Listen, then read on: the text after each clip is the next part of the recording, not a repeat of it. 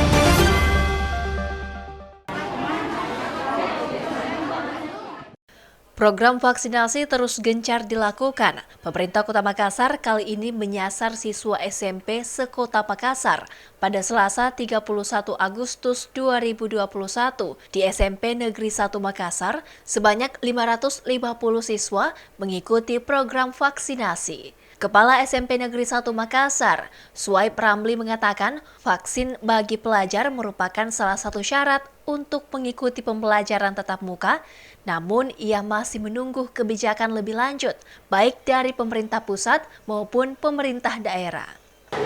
Kalaupun itu menjadi syarat PTM-nya nantinya, jadi siswa-siswa yang akan nanti ikut PTM ya tentu yang sudah vaksin.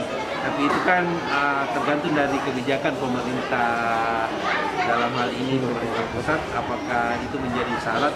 Kami dari sekolah belum bisa memastikan itu, tapi yang jelas bahwa siswa yang sudah tervaksinasi pada hari ini itu akan divaksin kedua, dan nantinya apapun persyaratan PTM berarti dia sudah dapat mengikuti dan sudah memenuhi syarat untuk PTM nantinya. Ia pun menghimbau kepada seluruh pelajar, terkhusus siswa SMPN 1 Makassar, untuk senantiasa menerapkan protokol kesehatan saat pembelajaran tatap muka berlangsung agar lingkungan sekolah dapat terhindar dari paparan COVID-19. Miftahul Kalbi, Fajar TV, Fajar Radio melaporkan.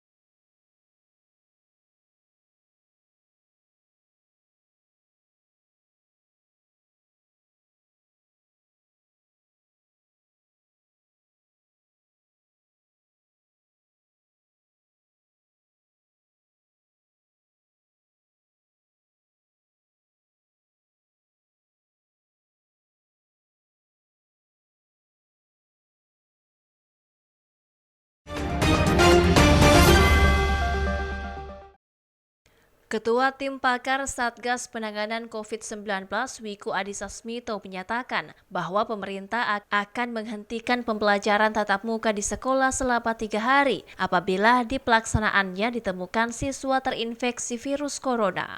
Dalam keterangan persnya yang disiarkan di kanal YouTube Sekretariat Negara Selasa 31 Agustus, Wiku menjelaskan PTM terbatas sudah diselenggarakan di beberapa daerah di Indonesia yang sudah berada di level 1 sampai dengan 3 seperti DKI Jakarta, Jawa Tengah, dan Jawa Timur. Menurut Wiku, bagi daerah yang telah berhasil menurunkan level pandemi, dipersilahkan menyesuaikan pengaturan pembatasan kegiatan sesuai dengan instruksi Menteri Dalam Negeri atau Mendagri. Bagi daerah yang telah berhasil menurunkan level daerahnya, maka dipersilahkan untuk menyesuaikan pengaturan pembatasan kegiatan sesuai dengan instruksi Menteri Dalam Negeri yang berlaku. Jika nanti ditemukan adanya siswa yang terinfeksi COVID-19, maka kegiatan PTM di sekolah tersebut akan dihentikan selama 3 hari. Lebih lanjut, Wiku mengatakan hasil survei menunjukkan bahwa mayoritas peserta didik memiliki kesadaran dan kemauan untuk berpartisipasi dalam program vaksinasi COVID-19 nasional. Menurutnya, vaksinasi bagi peserta didik maupun tetangga pendidik merupakan upaya pemerintah memastikan perlindungan yang optimal dalam menjalankan kegiatan PTM. Tim redaksi melaporkan.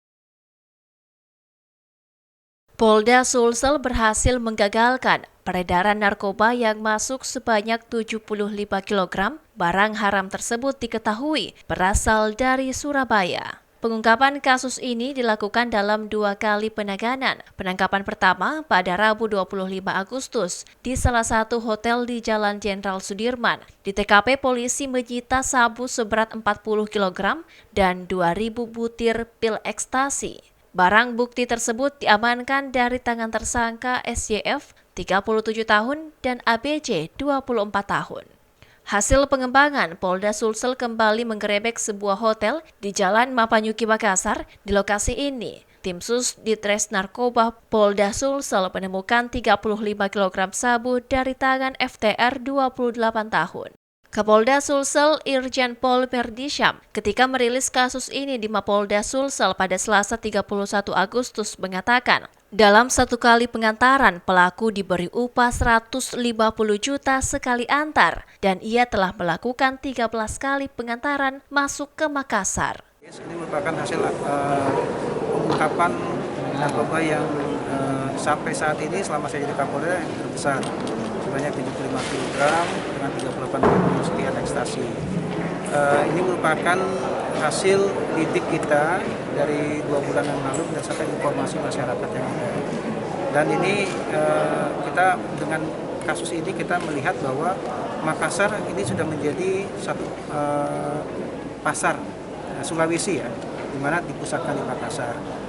Barang-barang ini menurut keterangan memang didapat dari luar melalui jaringan-jaringan sindikat luar yang mereka kirim dari Surabaya ke Makassar melalui jaringan ekspedisi laut.